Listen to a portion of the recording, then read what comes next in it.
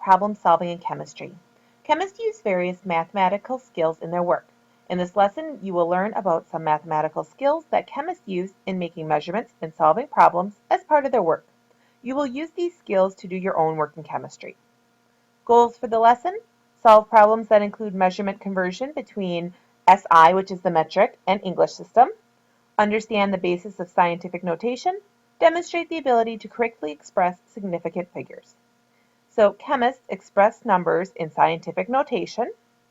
Chemists use standard measurements called the Système International or International System or metric system. Chemists use standard measurements to make quantitative measurements. So quantitative, like quantity, tells you that there are numbers involved. Express uncertainty through significant figures.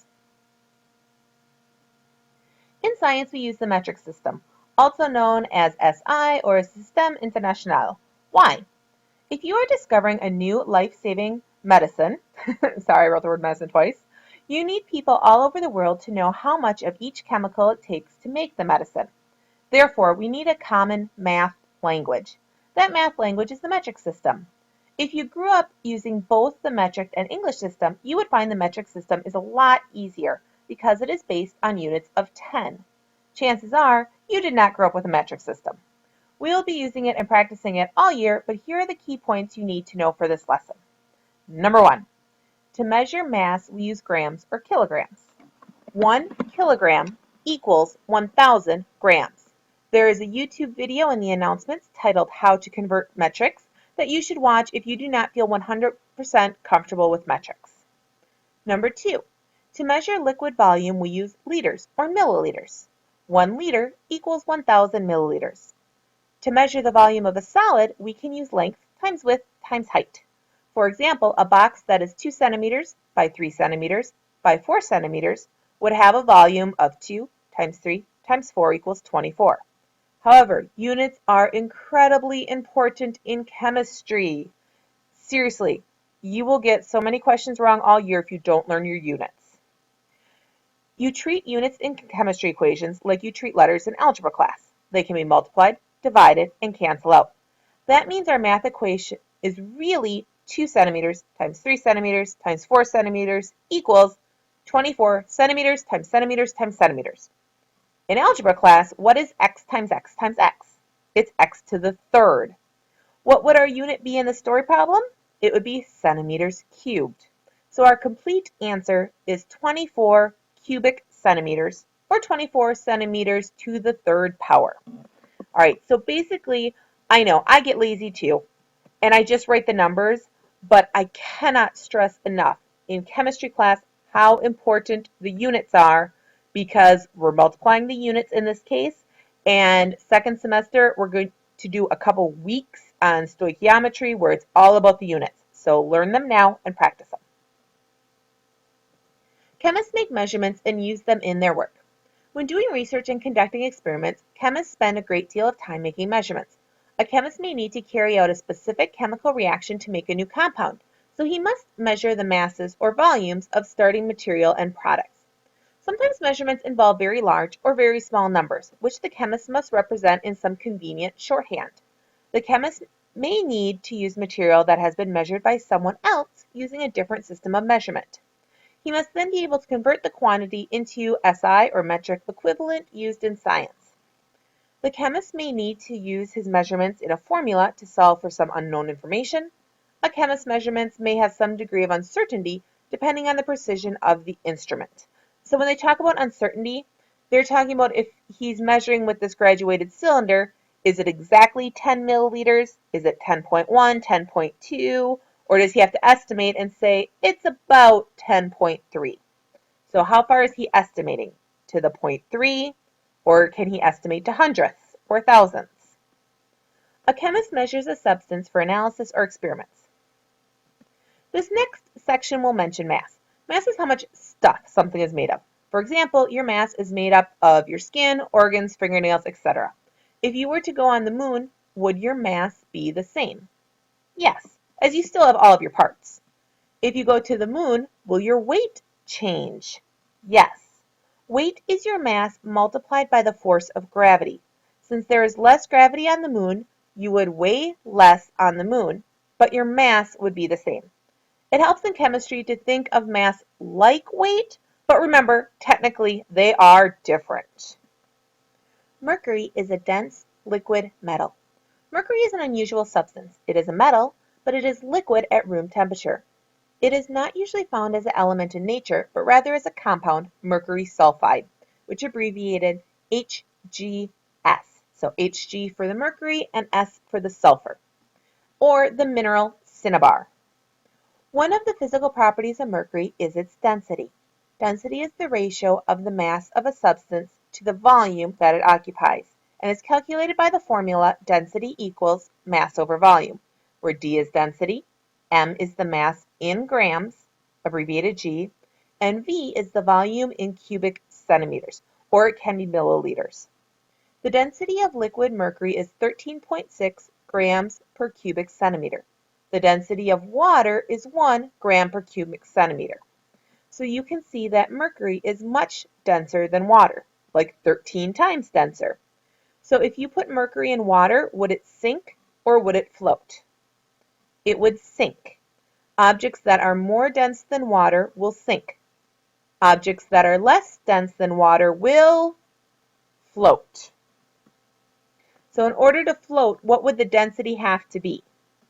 It would have to be less than 1. So for example, 0.5, 0.9, 0.001. The density would have to be less than 1 in order for an object to float. If something is denser than water, it will sink. If something is less dense than water, it will float. However, be careful. Density is not how heavy something is. It's more than that. For example, can you float and sink in a pool? How do you position your body to do both? In both scenarios, your mass and weight are the same.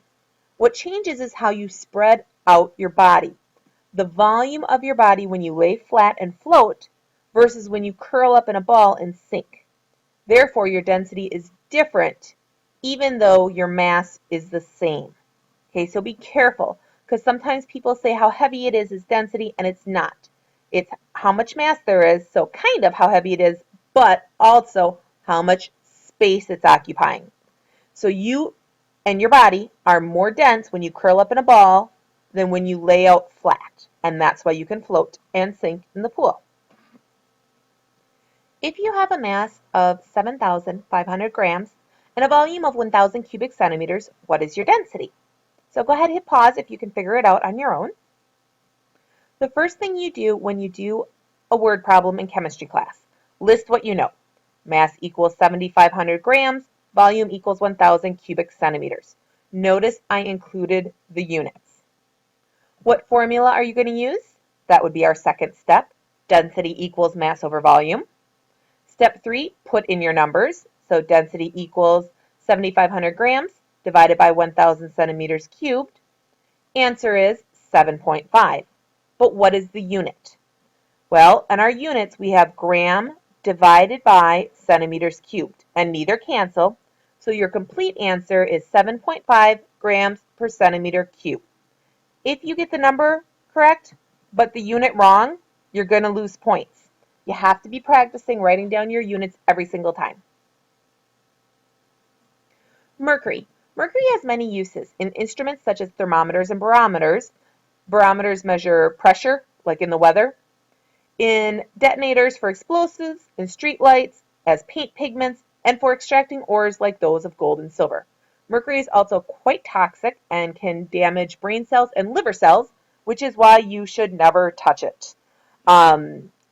It's something they used to call quicksilver, and there are many very famous scientists who long ago actually died from mercury poisoning because it seeps through your skin when you're holding it, and it stays in your brain, and it is a very painful death. So if you ever see mercury, do not touch it, clean it up carefully, and dispose of it properly. In other words, don't just throw it in the garbage can. If you need to, call your city and say, hey, I got some mercury, what do I do with it? Chemists use formulas and algebra to find unknown information. Now see how chemists use math skills in their work using the properties of mercury as an example. Suppose a chemist needs to carry out a reaction with mercury, Hg. She has 20 milliliters, and 1 milliliter is the same as 1 cubic centimeter of mercury. But chemical reactions depend on mass, not volume. Therefore, she must use the information on the density of mercury to find out the mass of the mercury that she has. So calculate the mass of a 20.0 cubic centimeter sample of mercury by using its density of 13.6 grams per cubic centimeter. Step 1. List what you know. Identify the known quantities and what you need to calculate. Volume equals 20 cubic centimeters. Density equals 13.6 grams per centimeters cubed. Find the mass. If you can do this, please hit pause and try it on your own first. Step 2, here's our equation. Density equals mass over volume. Step 3. Now, what we are solving for is mass. So they use the algebra skills to say, I want mass by itself, so I need to move the volume. I multiply both sides by volume because then these two volumes cancel out. And on the other side of my equation, I have density equals mass, density equals, let me try that one time. Density times volume equals mass, because again, your two volumes are going to cancel. If you want to rewrite it and write mass equals density times volume, it's the same thing. Volume cancels out on the right side of the equation, and mass, m, the unknown quantity, is isolated on the right. And again, like I said, you can flip these around if that makes you feel more comfortable. I know usually people like putting the variable you're solving for on the left side of the equation. So substitute the values for the known quantities, then cancel out volume, and you can solve for mass. So density times volume. Our density is 13.6 grams per centimeter cube. So when they write it like this, G/cm cubed, what that really means is grams over 1 centimeter cubed, or just grams over centimeters. So it's actually a fraction, and you need to write it as that. Then we're timesing it by the volume, which is 20 centimeters cubed. Now you can easily see how centimeters is on the top over here and on the bottom of the fraction over here, and they cancel, just like in math class. So our mass is 272 grams. We know the final mass is in grams because that's the only thing we have left over. We canceled out our centimeters cubes. We have grams. We think to ourselves, is grams a proper unit to use for mass? Yes, it is. Okay, that looks good. All right, so let's check out our notes.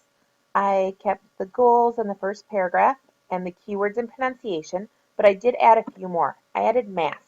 How much stuff something is made of, like weight, but different because weight depends on gravity. So your weight is different on the moon than Earth, whereas your mass is the same everywhere. Units for mass are grams, abbreviated G, kilograms, abbreviated kg. 1,000 grams equals 1 kilogram. And we'll go down to units, the term that goes after the quantity or the number.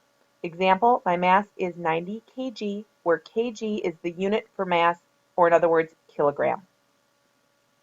Volume. Volume. Units for volume are liquids. We use liters, L, or milliliters, ml. 1 liter equals 1,000 milliliters. Solids use centimeters cubed. Units are incredibly important in chemistry. They can be multiplied, divided, and cancel out. That means our math equation is really 2 centimeters times 4 centimeters times 3 centimeters equals 24 centimeters, or 24 cubic centimeters. And I went back up and I added our definition for volume, how much space an object takes up. And we will start in on density